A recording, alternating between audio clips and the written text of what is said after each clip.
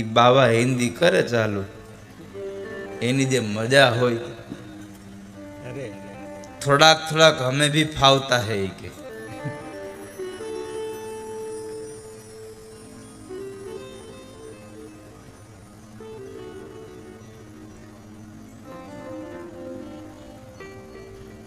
तो बाबा એ કહ્યું કે હા પહેલી બાર આયે હુએ, બાબા તમારું નામ શું છે તો કયો? અરે મારું નામ સદાશિવ જ્યોતિષી. એમ તો અમારી યશોદા મળીને એક લાલન જન્મ થયો, એના જોશ જોઈ દેવો. અને બાબાના મનમાં આનંદના શેરડા ફૂટી ગયા. અરે હાલ હાલો હાલો હાલો જલ્દી જોઈ દો. ઈ તો કરવા આવ્યો છું. બાબા ઓલી ગોપી હાલતી થઈ એની પેલા ઈ હાલતા થઈ ગયા.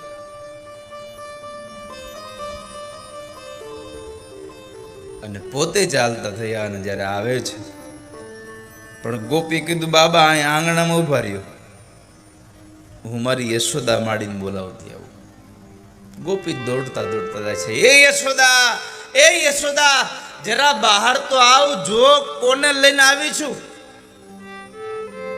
ગોપી સામે આમ જોયું અને યશોદાએ કીધું, એ ગોપી અવાજ ધીમો રાખ, મારો લાલો સૂતો છે, ઉઠી જશે.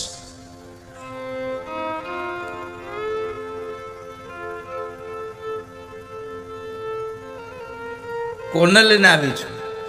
અરે માં, હું એક જ્યોતિષીને લઈને આવી છું, હાલ આપણે લાલાના જોશ જળવી. એમ ગોપીનો હાથ પકડીને યશોદા દોડતા દોડતા જાય છે. ઘરમાંથી નીકળ્યા અને નંદ ભવન તો ખૂબ મોટું હતું. નંદ ભવનમાંથી નીકળીને બરાબર ઓસરીમાં આવ્યા, ને ઓસરીમાંથી બરાબર આંગણામાં આવ્યા, ને જે આંગણામાં જોયું તે બાબાનું રૂપ.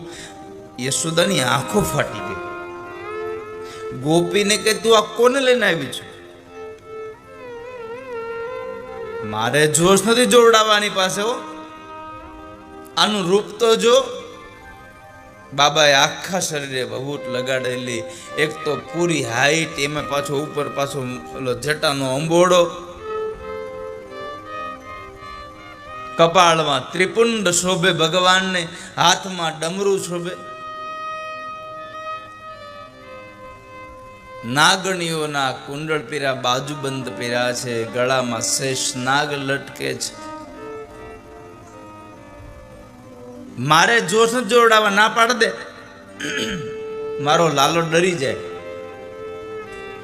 માં એક કામ કરો, હું બાબાને ના પાડી દઉં, પણ તમે થોડી કમથી એને ભિક્ષા આપી દો એટલે બાબા વયા જાય હમણાં. કઈ વાંધો નહીં.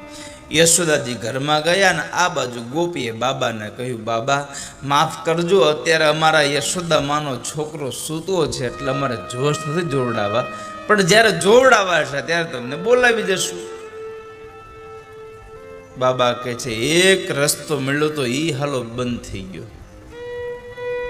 એક યુક્તિ મળી હતી, ઈ નિષ્ફળ ગઈ. યશોદા માડી સોનાનો થાળ ભરીને લઈને આવ્યા છે અને બાબાને કહે છે, લ્યો બાબા ભિક્ષા લઈ લ્યો ને તમે તમારા આસન આવ્યા જાઓ, મારે જોશ નથી જોડાવા, મારો છોકરો બી જાય. ભગવાન મનમાં જરા હસે છે ને કહે છે, અરે યશોદા, તમે આમ સોનાના થાળ ભરીને લઈને આવો એમાં નવાઈ નથી, કારણ કે તમારા ઘરમાં ખજાનો એટલો છે, અને સૌથી મોટો ખજાનો તો હજી પારણિયામાં પોઢી રહ્યો છે. સૌથી મોટો ખજાનો છે.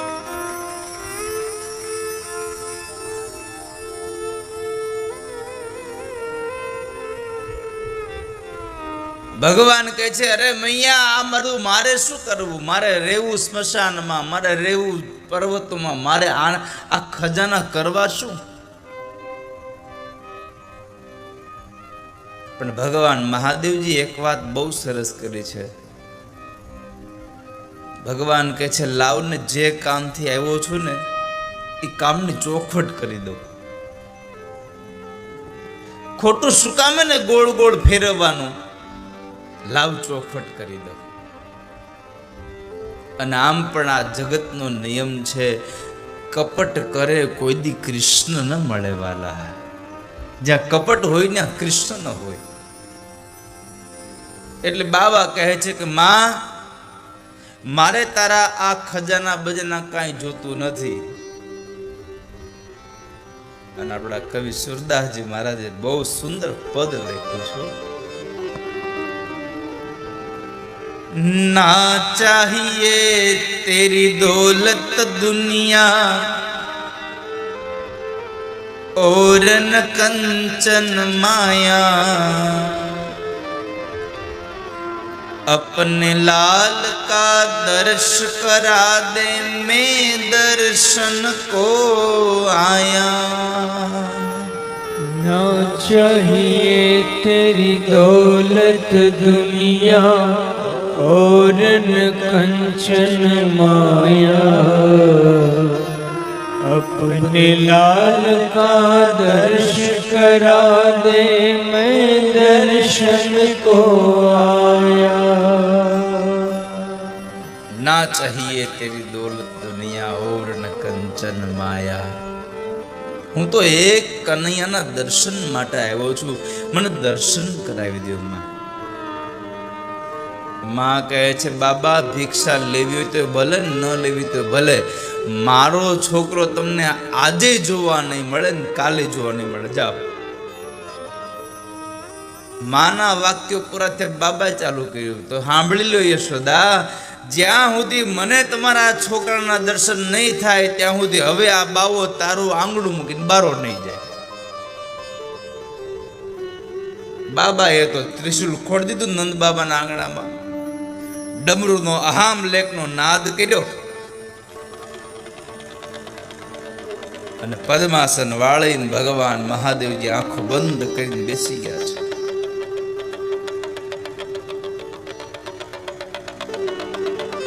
આંખો બંધ કરી ભગવાન ઠાકોરજીનું ધ્યાન કરે. હે ઠાકોરજી, હે મારા નાથ, તમે કંઈક કરો તો દર્શન થશે, નહીં તો આ માં મને દર્શન નહીં કરવા દે. તમે કંઈક કરો.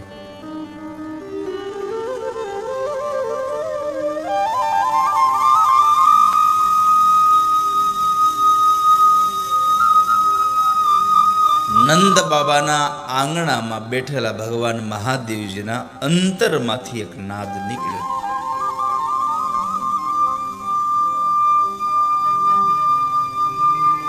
જેને આર્તનાદ કહ્યો છે.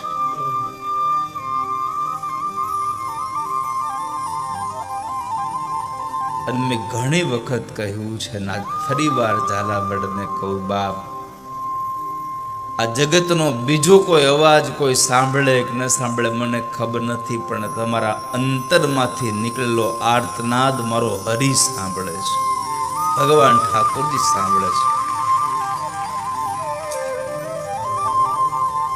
જિંદગીમાં ગમે તેટલું દુઃખ આવે ને તો બે હાથવાળા મનુષ્ય પાસે જવું ને એના કરતાં ઘરના દરવાજા બંધ કરી અને રૂમમાં બેસીને ભગવાન ઠાકોરજીના મંદિર સામે બે આંસુડા પાડશો ને, મારો ઠાકોરજી વધારે નહીં રડવા દે તમને. ભરોસા સાથે કહું, નહીં રડવા દે.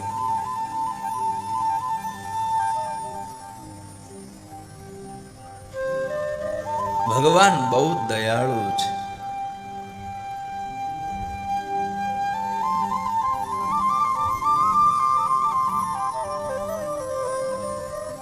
અને પ્રાર્થનામાં તાકાત જ એટલી છે કે તમે ગમે ત્યાંથી પ્રાર્થના કરો પણ પહોંચી જાય છે મૂળ જગ્યાએ. તમે ગમે ત્યાંથી કરો પ્રાર્થના, અને પ્રાર્થનાનો સ્વીકાર કર્યા વગર ઠાકોરજી રહી નથી શકતા.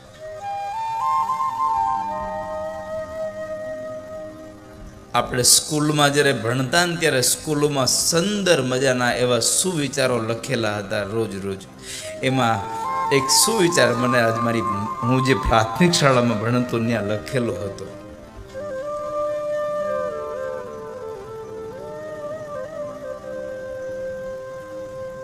મને મારી પ્રાથમિક શાળાના બે સુવિચારો યાદ છે હજી. હું જે કેરિયાચાળ પ્રાથમિક શાળામાં ભણતો એના બે સુવિચારો મને યાદ છે. એક સુવિચાર હતો, ચિંતા ચિતા સમાન છે. ચિંતા ચિતા સમાન છે, એટલે ચિંતા ન કરવી. એ વાક્યને આજે મને સાર્થક થતા લાગ્યું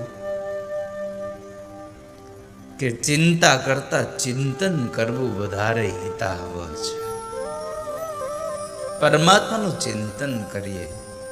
ચિંતા કાફી ન કાર્ય.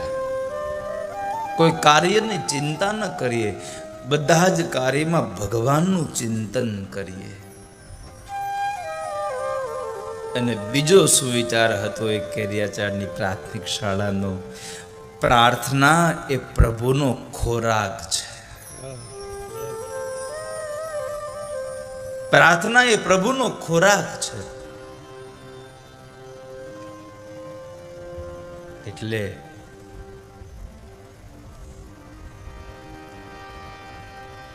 પ્રાર્થના કરશો તો પરમાત્મા સ્વીકારશે, પ્રભુ સ્વીકારી લેશે, એમાં સંશય નથી વાલા.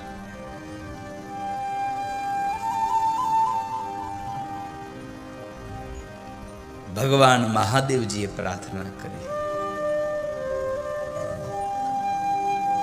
ઈશ્વરને પ્રાર્થના ઈશ્વર કરે છે. અહીંયા કવિ રામ ભગતના શબ્દો યાદ આવે, વિશ્વાસુના વિશ્વાસુ, ઓ વિશ્વાસુના વિશ્વાસુ. ભગવાન રામને વિશ્વાસ છે કૃષ્ણ ઉપર, કૃષ્ણને વિશ્વાસ છે રામ ઉપર, અને રામ ને કૃષ્ણને બેયને ભરોસો છે ભગવાન મહાદેવજી ઉપર. એકબીજાના પરસ્પર પૂરકો છે.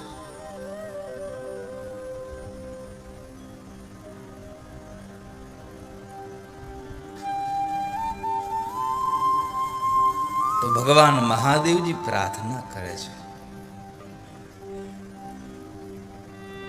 અને કોઈ પણ સંજોગે ભગવાન પ્રાર્થનાઓને સાંભળે છે, એમાં સંશય નથી.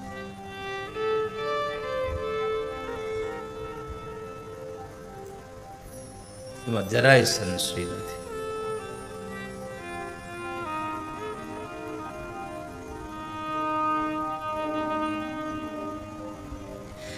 તો પ્રાર્થનાને સાંભળ્યા પછી પણ પાછો ભગવાન તમારી પ્રાર્થના જેને પ્રમાણે હોય એ પ્રમાણે કામે કરે છે. જે પ્રમાણે કામ હોય પ્રમાણે કામ ભગવાન તમારી પ્રાર્થના પ્રમાણે કામ કરે છે.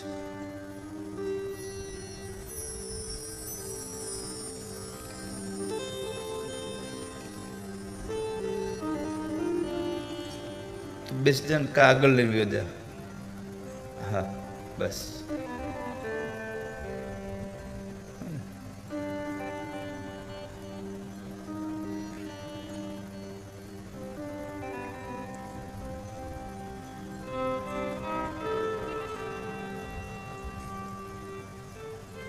દ્રૌપદીએ ભગવાનને પ્રાર્થના કરી,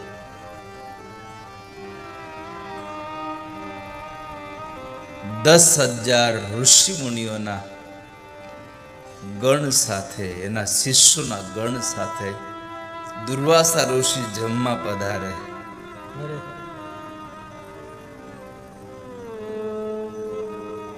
અને ભગવાન સૂર્યનારાયણનું આપેલું અક્ષય પાત્ર હતું, પણ એક વસ્તુ હતી કે દ્રૌપદી જમી લે પછી એમાં કાંઈ ન હોય. છેલ્લે દ્રૌપદી જમે બસ.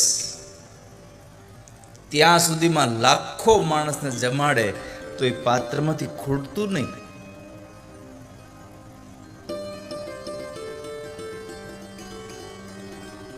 અને એ દ્રૌપદીએ ત્યાં દ્રૌપદીએ જમી લીધા પછી એ પાત્રને સાફ કર્યા પછી દુર્વાસા ઋષિ આવે અને દુર્વાસાના ક્રોધથી બધાય ડરે. દુર્વાસાના ક્રોધથી બધા ડરી રહ્યા.